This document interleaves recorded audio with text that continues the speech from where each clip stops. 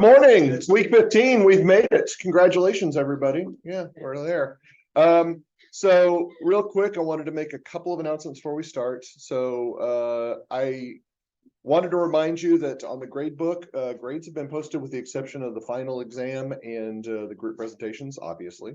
Current scores out of 335 points. The final points in the class will be 510. So you can actually do your own calculation of where you stand in the course. If you're really unsure about that, feel free to come into my office. I'm happy to show you my grade analysis. I've got a big detailed spreadsheet because I love spreadsheets. So you can come talk to me if you're a little bit concerned about what the grade is and whether it's correct. I didn't get a request for it, but I got it in another class. If you go to, I think it's in the content, I added a supplemental item here. And this is just the spreadsheet that I use whenever I put it up on the board after the exam, saying here's how you can analyze your grade and you can change the inputs for it. If you want to use that for your own grade analysis to see what you would need on the final exam to get a certain grade in the class, you are more than welcome to. All right, so with that, we have some presentations today. So as I said, please make sure that you are paying close attention. I know that everybody's going to be taking notes because I'm making you take notes on this. But again, please make sure that your notes are focused on what the content is. When you aren't taking notes, please pay attention up front. Don't be jumping between applications. If your face stays on your computer and not on the presenters, I may be a little bit sus, okay? As the kids like say. That's not right. Sus means I'm suspicious. The people are suspicious of me, not I don't know what it is. I understand. So a couple of notes on this, just so for context.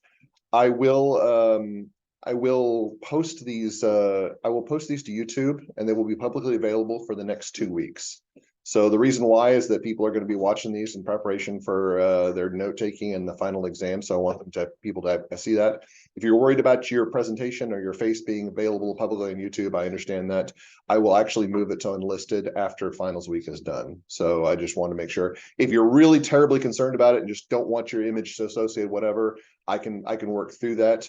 I do need to make the videos accessible to people in this class. It's just easier to do it publicly than not available. But if you're just really paranoid and said, I don't want my image out there, I'm a convicted felon, and if they find out about it, then no, you don't have to tell me that. But if you just don't want your image available, I will make it unlisted, and I will get the link on Brightspace for you. With that, we have 2 presentations. One group has sent me the slides already. I'm assuming the other group has their slides. Who'd like to go first? All right, you guys are up. So your slideshow is already loaded. You can go ahead and come on up. Oh, this is.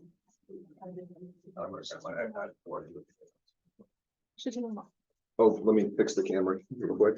When you're presenting, please do your best, whoever's presenting, to stay within the range of the microphone and within the camera, because that way people can be seen and heard. My apologies, I should have said that before.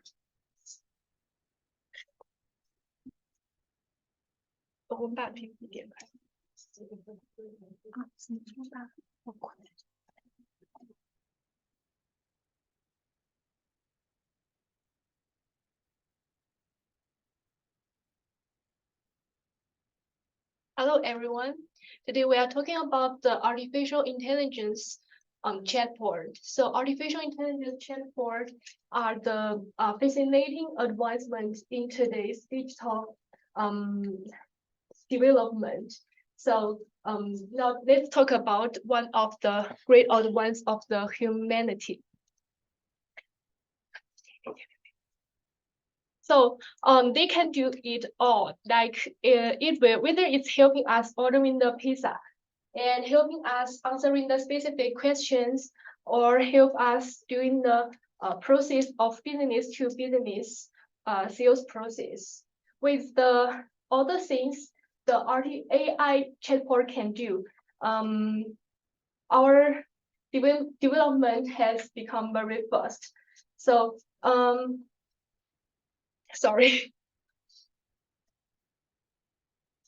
All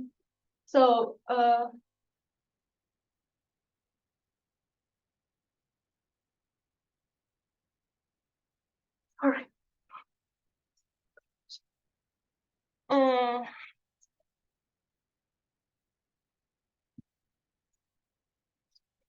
Move on to another presentation. We come back.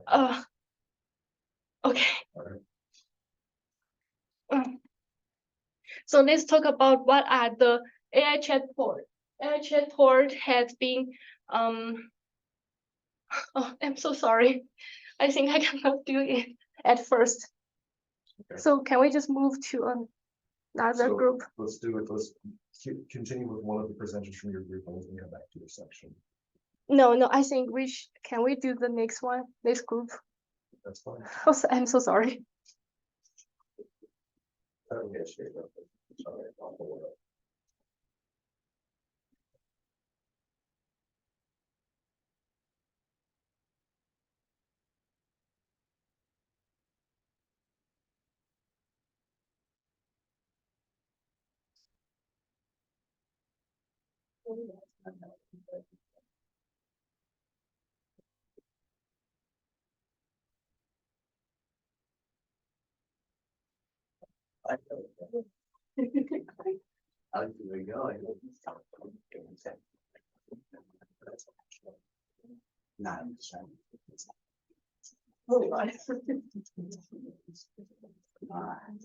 Computer.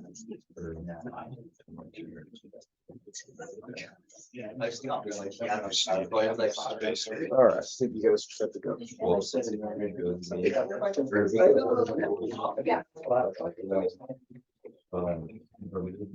take the computer first and then probably take over the side. Or yeah.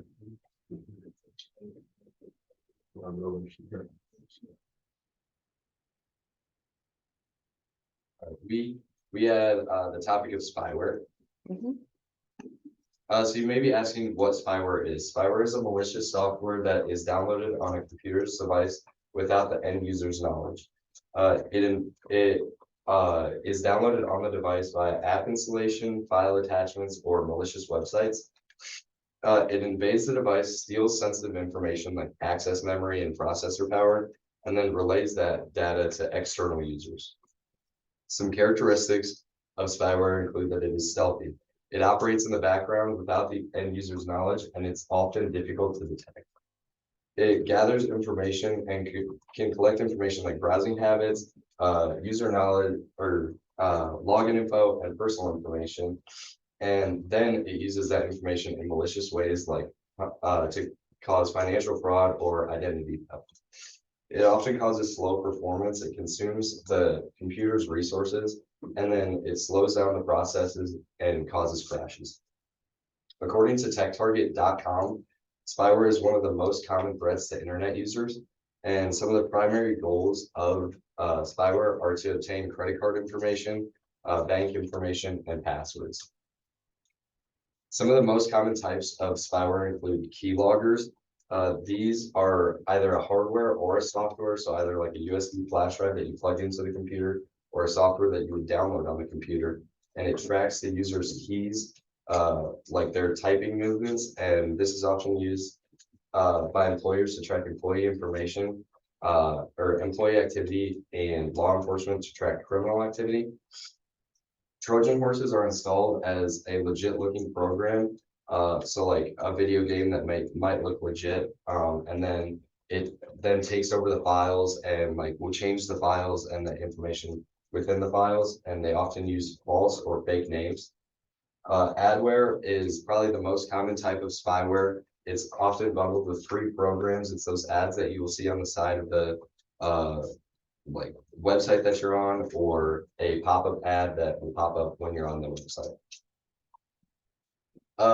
The most common types of spyware infections occur by pirating games, accepting or clicking on pop-up ads, opening email attachments from unknown senders, and then downloading unknown material. Okay, so you may be thinking like who can actually be affected by this, and really anyone who uses the internet, so any internet user can be affected by spyware. And there's a study I found that as many as 80% of internet users have already been affected in some capacity, whether it's pop-up ads or clicking a bad link or any of that sort of thing.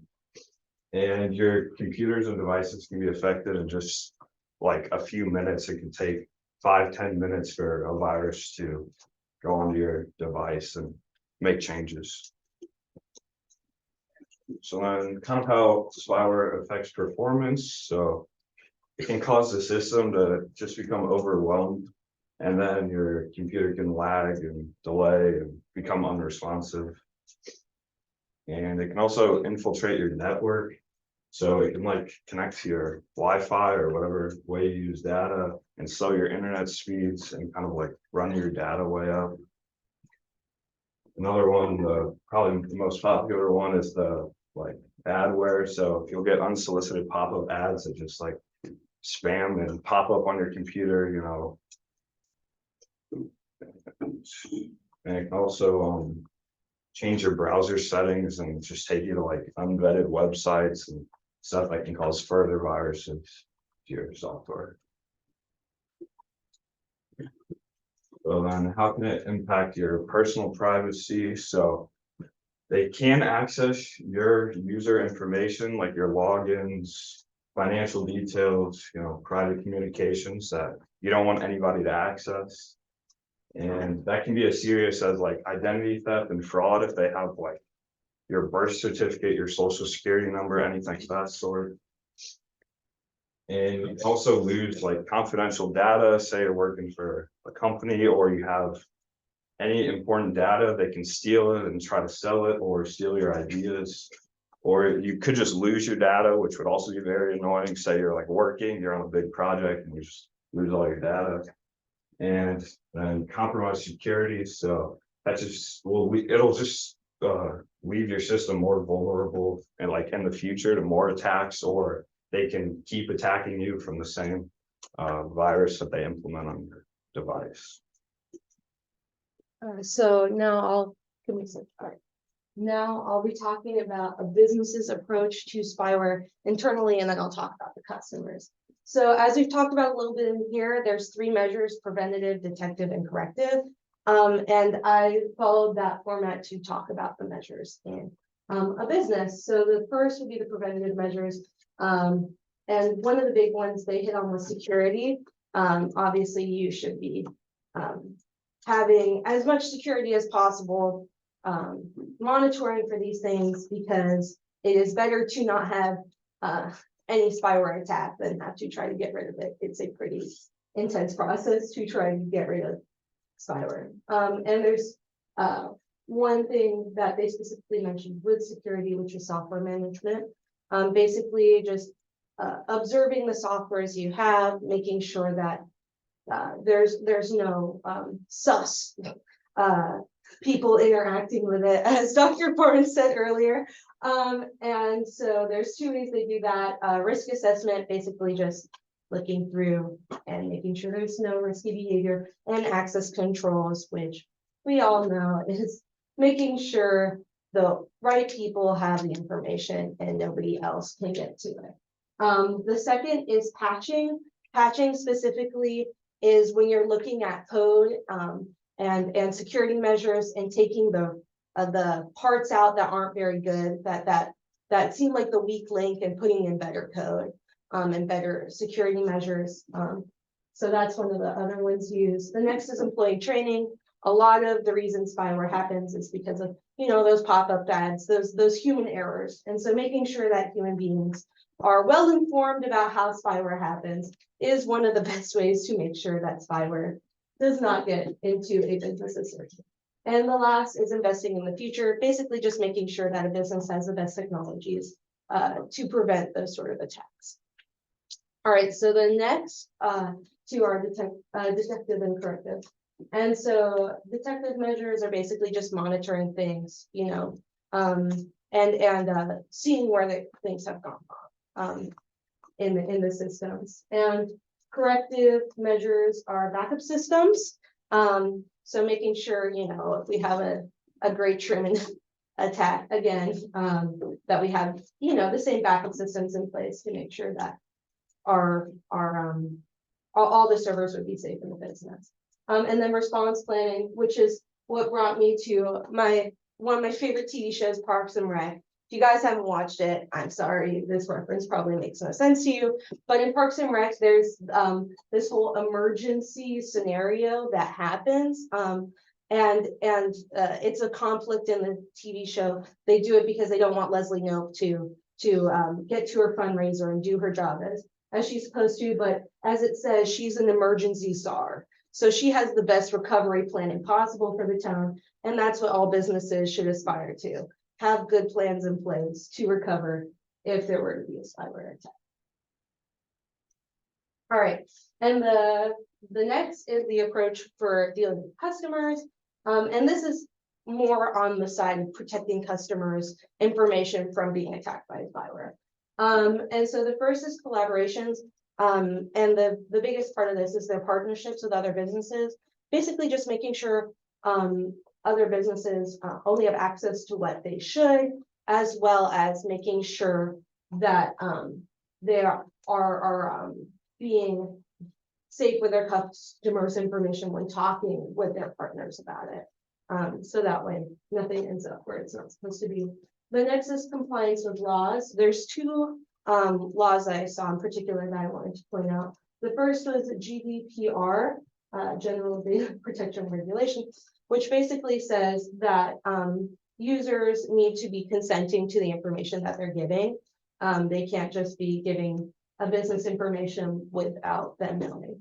And the next is CCPA, which means that they should be able to opt out of giving information if they want to. A good example of this would be cookies. You know how you can say you only want to do the necessarily required cookies. That's because of CCPA. Otherwise, they could do all the cookies then, which would be horrible. All right, next is communication, which basically means if there were to be a cyberware attack, or spyware attack, how should a business handle it? And the first is being transparent about it. They should be open with their customers, letting them know what happened, and they should have a timely response to helping out with getting their information safe and making sure the business is safe as well. Yeah, so now getting into spyware in the real world, currently the commercial spyware market is booming. And that's partly because this Israeli firm, the NSO group, was on a commercial blacklist by America. So governments are using it. On top of this, these groups are selling to governments and America sees that as a threat. So they put them on the blacklist. So what happened is the high up members of the NSO group left and started their own little spyware startup companies across the world. And it's becoming harder to track, harder to regulate. So people that previously weren't able to get this software are now able to get it because there's less regulations and it's harder to find these companies. And with that being said, these are smaller companies, so they're not able to come with the demand that the big governments from all across the world have. So the demand is keep going up and up and up. Right. The biggest product that NSO does is the NSO Pegasus. It's zero-click technology, so they were talking about adware and clicking false links and stuff. This doesn't need anything. So once you get on the person's mobile device, phone, computer, whatever it may be, they have access to everything and they can pull whatever information they want. On top of this, they can track and record the device. So any conversation you have around the device, they can hear. And this is very, very easily used for malicious activities. This is also the most expensive product they have. So it's really mostly used for governments trying to find corruption and cartels and trafficking, things like that. The US role, we're on the fence. We use Israeli software. We use this NSO Pegasus to track down cartels and things of that nature, but we also condemn it. We don't like when it's used on us, right? So the DEA, they track drug cartels and there's gaining popularity. The FBI is interested in using the software, but they eventually fizzled out on that argument because of the blacklist. The global impact, so like I said earlier, the NSO group is on a commercial blacklist. These companies, the people that stayed with the NSO group, are trying really hard to get off the blacklist. So they're taking measures as in becoming more legal, having a more regulated schedule and cutting down a lot of their clientele. Most of this group cut down their clientele to a third. So they don't have as many business because they're not selling to these corrupt places. And that's really killing their business. It's obviously major loss. It's a 2/3 loss, and a lot of these companies can't survive that, so they're going bankrupt. And this is causing a not ideal relationship with Israel, because we're just killing their business while also meeting their business to do things that we need to do. And the NSO is actually lobbying the government right now to make a return. So I'm going to talk about the future of spyware. With advancement in technologies, we have been using machine learning and AIs for cybersecurity. However, not just the defenders, but the attackers are also using these technologies to create more sophisticated and adaptive spyware. So as not just the illegal attackers, but also the government is using spywares as surveillance technology, there are legal and ethical issues regarding the use of military-grade technology of spyware. According to the fundamental principle of international human rights law, the surveillance technology should reflect the following characteristics. The first is legality, meaning an appropriate legal framework should be in place that authorizes the use of such technology. The second is necessity. The surveillance technology should demonstrate in specific and individualized fashion the precise nature of the threat that it seeks to address. The third is proportionality. The principle of proportionality requires that the interference with privacy be both in proportion to the aim and at least intrusive and as least intrusive as possible. The third we have is zero-day exploits. The discovery and exploitation previously of unknown software vulnerabilities remain a significant concern. In 2019, WhatsApp was target of such exploit. What's notable about WhatsApp attack is that it was zero-click or no-click attack. That means the spyware was able to be installed on smartphone by the attackers by simply placing a WhatsApp voice call on the phone. It does not matter if the call was answered or not. A target did not have to open any messages, answer the call, or click to any links. So next, I'm going to talk about the psychological toll caused by the spyware and how it affects human rights. The first we have is right to privacy. Once your device gets affected by spyware, it has complete and unrestricted access to all sensors and information on the devices, which effectively turns most of the smartphones into 24-hour surveillance device. Our right to privacy has been compromised not only due to illegal attackers, but also due to government. As David Kai, the former United Nations Special Reporter for Freedom, Opinion, and Expression wrote, while human rights law provides definite restriction on the use of surveillance tools, states conduct unlawful surveillance without the fear of legal consequence. The human rights law framework is in place, but a framework to enforce limitation is not. So next we have is freedom of expression and the security of the person. Journalists, advocates, and the defenders of human rights law are the major victims of such viruses. NSO group Pegasus malware has reportedly been used in at least 45 countries worldwide to infect phones of such people. A huge leak in July 2021 revealed 50,000 phone numbers that have been targeted, including the President of France and friends of families of Saudi Arabia. Jamal Khashoggi was assassinated in 2018. So next I'm going to talk about is the psychological impact. Who are the people who are the victims of spyware tend to self-isolate themselves to safeguard their friends, families, and associates. The presence of spyware may lead individuals to self-censor their thoughts and expression due to threat on their personal safety.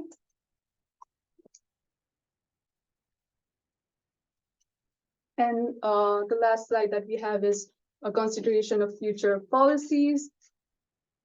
Many advocates and institutions, including the UN Human Rights Agencies, have called for moratorium on the sales of use of spyware tools until a human rights-based safeguard regime is in place. Companies that are involved in the trade of spyware should be mandated to exhibit more transparency about their ownership structure. Information sharing systems should be improved to have a unified register of cyber surveillance firms. As digital technology become central to economic political life, it is imperative that citizens demand accountability for the products and democratic government respond accordingly. That's it. Questions? One question, and this resonates throughout your presentation, which I think is a very valid concern. But back, can we go back like 2 slides? It was the list of characteristics, those 3 right there. So is it possible that with respect to spyware, and this could not be any type of cyber threat, but we're talking about spyware, that those 3 characteristics could be mutually exclusive to one another? And what I mean is that could you have something that was completely illegal but absolutely necessary? I think that kind of goes back to like the US rule, right? Like it sucks when it happens to America, like it's illegal when it happens to us, but then at the same time, we also need it to be used in order to like a necessary evil almost, which I don't know if that's a good or a bad thing, but I think people are definitely biased and willing to bend the rules towards themselves when they want to use it illegally, unfortunately. Yeah, so basically it's fine when it doesn't actually, when it doesn't actually get nothing, it's no problem. Yeah. That's very interesting. Okay. All right, any other questions? For now, virus like process basically attacks through the port 31337 and 27314 and something else. However, these ports are also used for Microsoft's customer information feedback. So do you think that for the sake of the security of my personal information, I can only choose to use Microsoft like interpreted service? That's a good question. I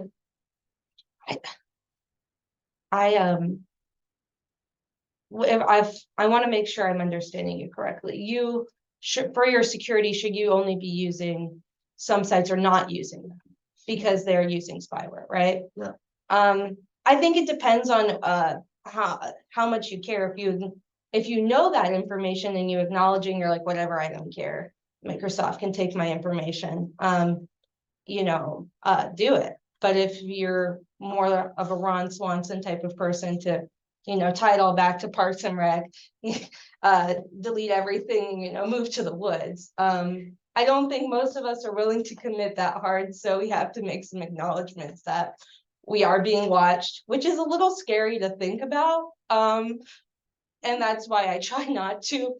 But yeah, I would say, acknowledge what you're getting into and whether the company you're choosing to give your information to is one you trust. I would say like also there's malicious websites like, and you can kind of tell with like what those malicious websites are. So I would definitely just like stay away from those malicious websites. Good job, guys.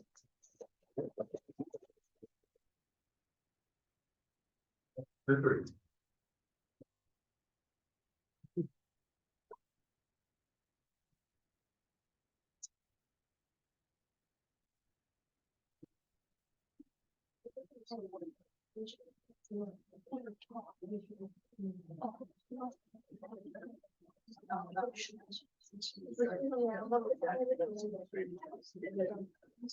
No.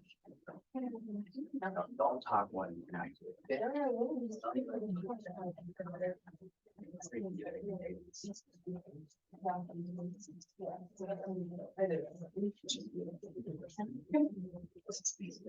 Artificial intelligence are the most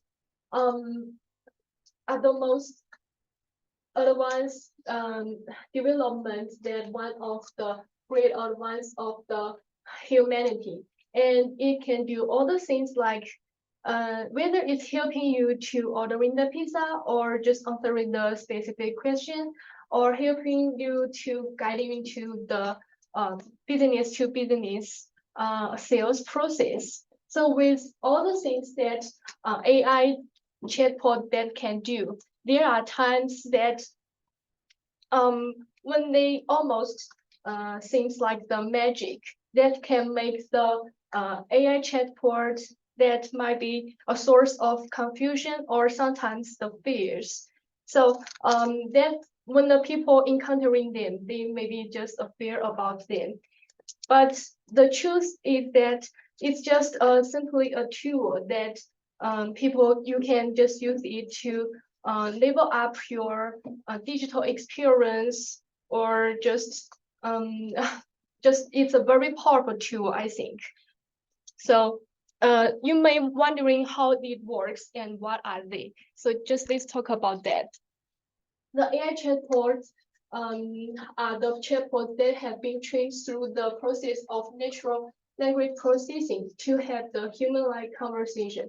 With the natural language processing, the chatbot may be able to interpret writing, and it are able to operating the more or less just independently. In other words, the AI chatbot software can understand the language beyond the pre-programmed command and provide responses based on the available data.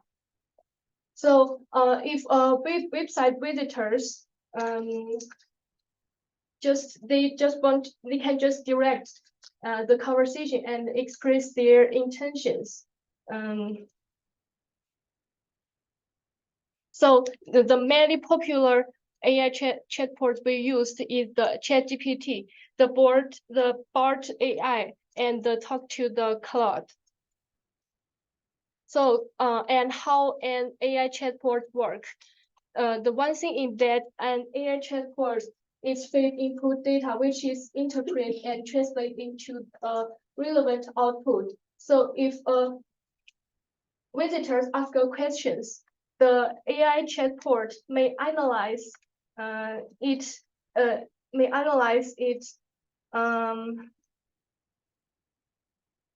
intentions, and it can also analyze its tone and sentiment, and it will finally attempt to deliver the right and the possible answer. And to do this, the AI chatbot needs access to tons of conversation data. The general AI bot may not be really out of the box, and so it had to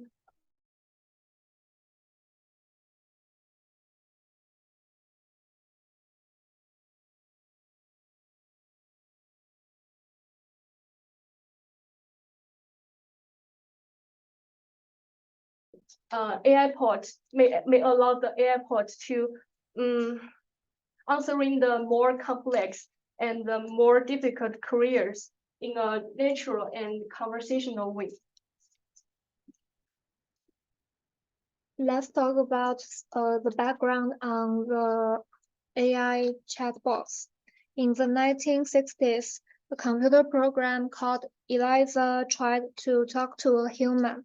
Eliza is widely considered to be the first chatbot, but it doesn't have many features as similar services today. Its ability to communicate is limited, but it serves as an inspiration for the subsequent development of other chatbots. In 1972, Perry was founded by American psychiatrist Kenneth Colby. Perry was the first to pass the Turing test, but in the early 70s, it was also slow to respond and unable to learn from conversation. Perry is considered to be a chatbot with low language understanding and emotional expression. One step forward in chatbot history was the creation of Alice in 1995, the first online chatbot inspired by Eliza. However, Alice does not have the intelligence to generate human-like answers that express emotions or attitudes. The program simulates chatting with a real person over the internet. Alice is a young-looking human female who tells the user her name, hobbies, and other interesting facts and answers the users' conversations. And in early 2016, the development of AI technology dramatically changed the way people communicate with manufacturers. Social media platforms allow developers to create chatbots for their brands or services to enable customers to perform specific daily actions within their messaging apps. And also worth mentioning is Microsoft Shell S, which is an AI chatbot that meets human social needs. In addition to its personality, its contribution to chatbot development is that it has both IQ and EQ, taking into account cultural specificities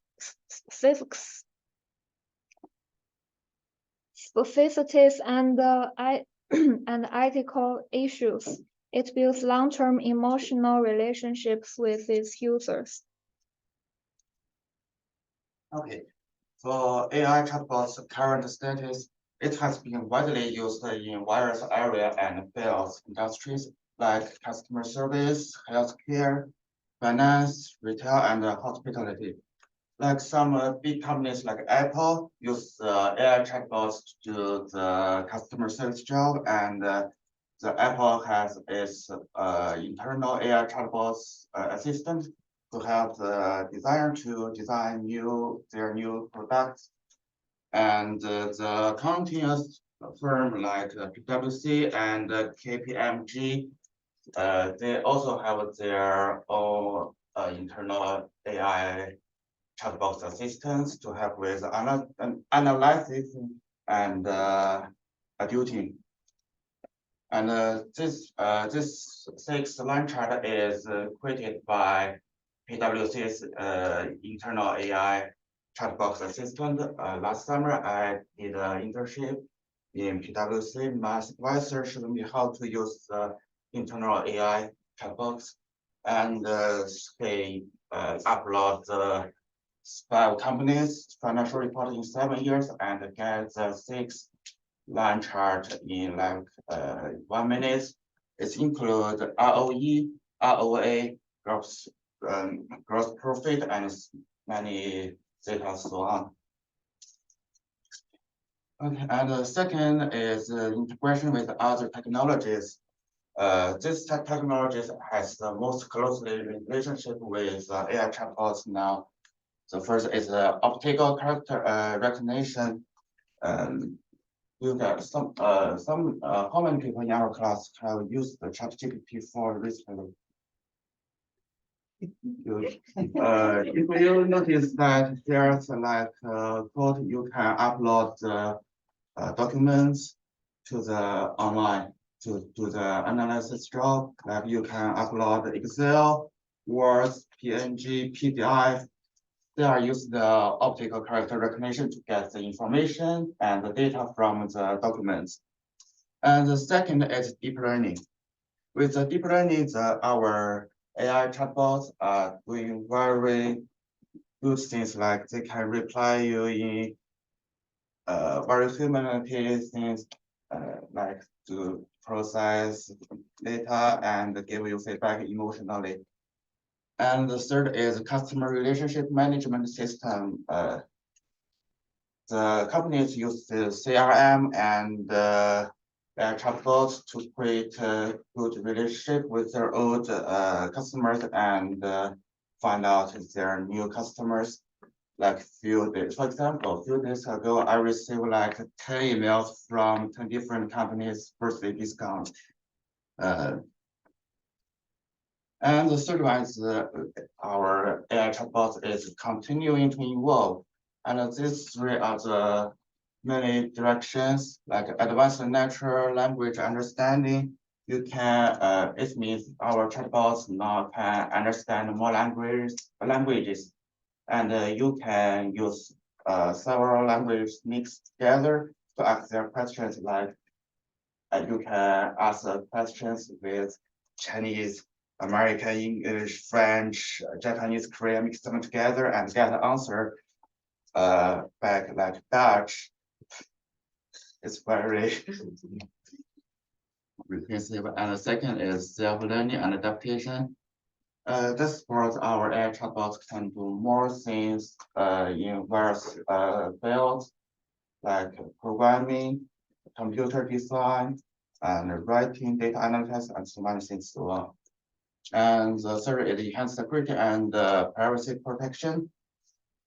Notice almost all the AI designers are paying attention to our information security, and also our group of governments like include American, English, France. This year earlier, they signed up a document in Washington DC to decide to protect our people's information from the AI designers.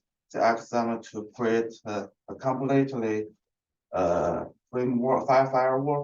to stop the hostile attack to keep our safe. Okay, in the future considerations, AI chatbots need to pay attention in misinformation and disinformation when providing information. Misinformation and disinformation will lead to moral consideration when it comes to some sensitive topic and may have a negative impact on real world.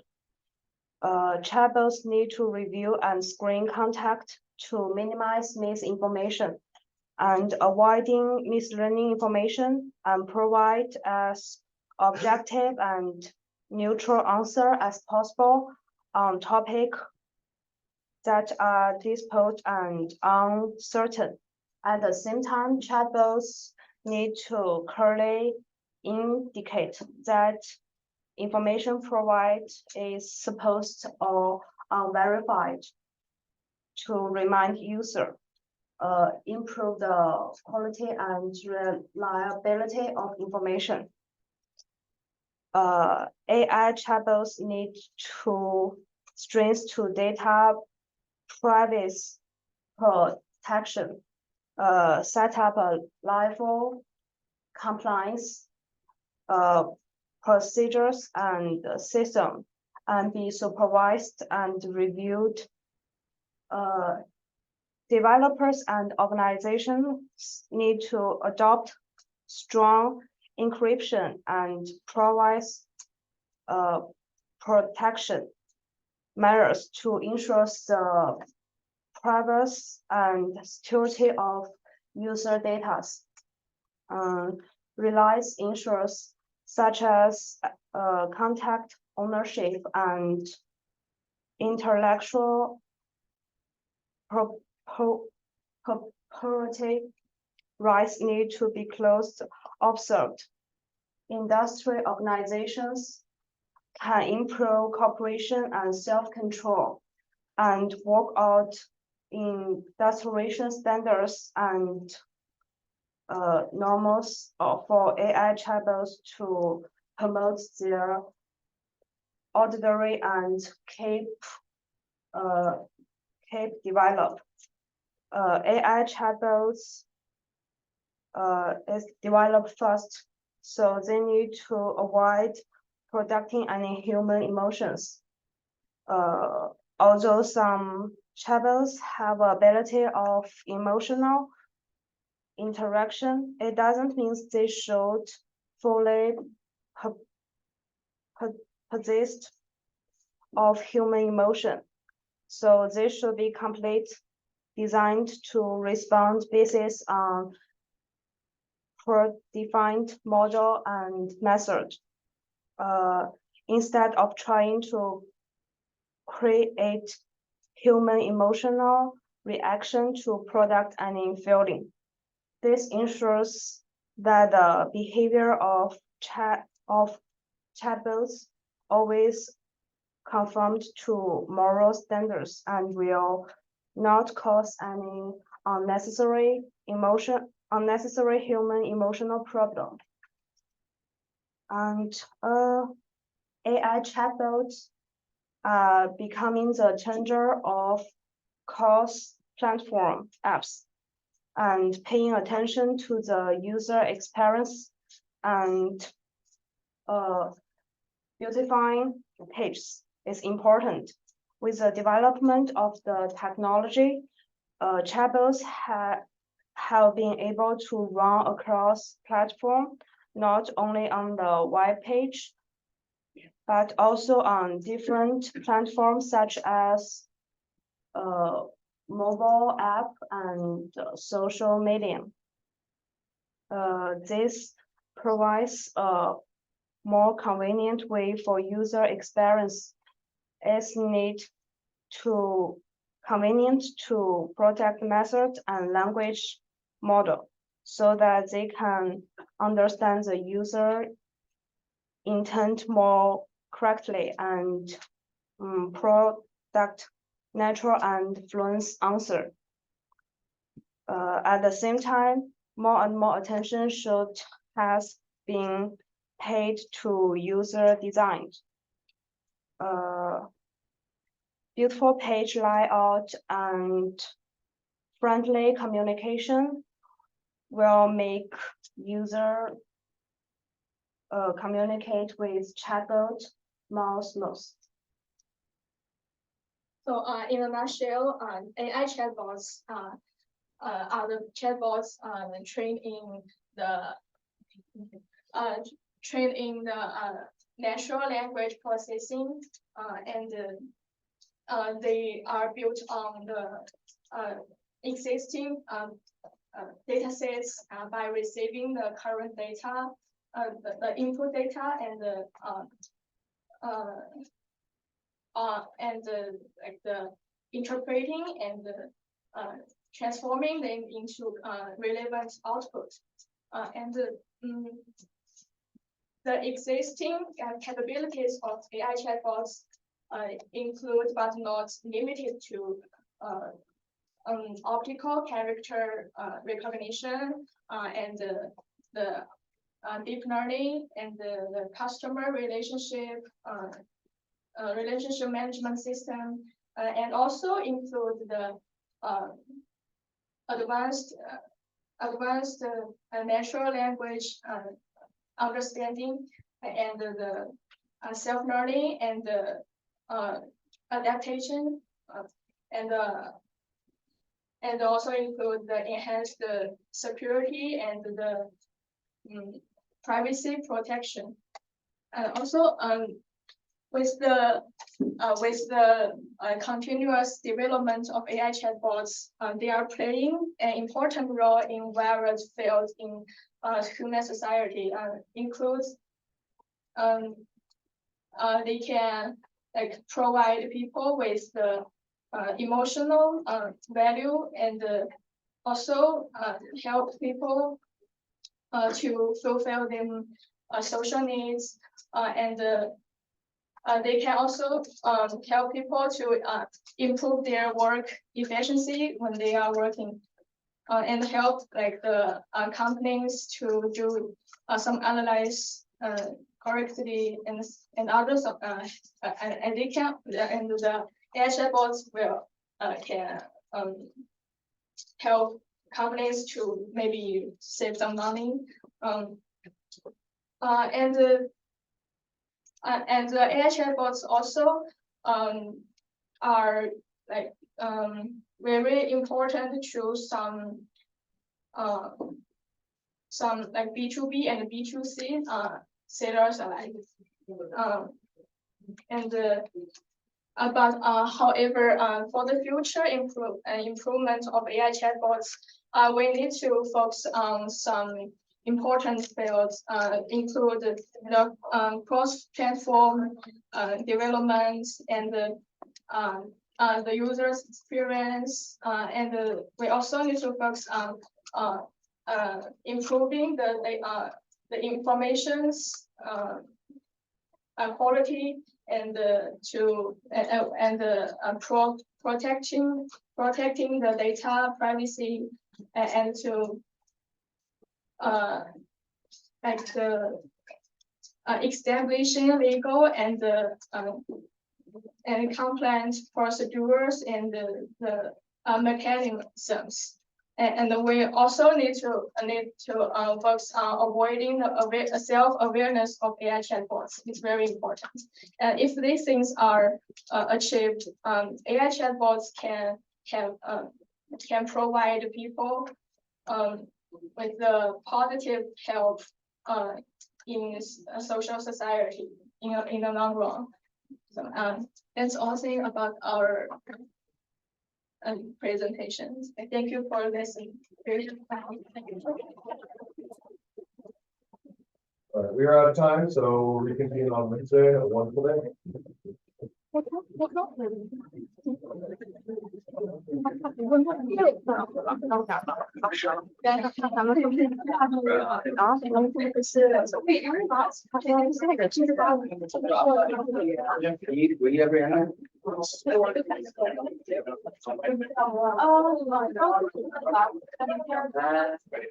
Okay.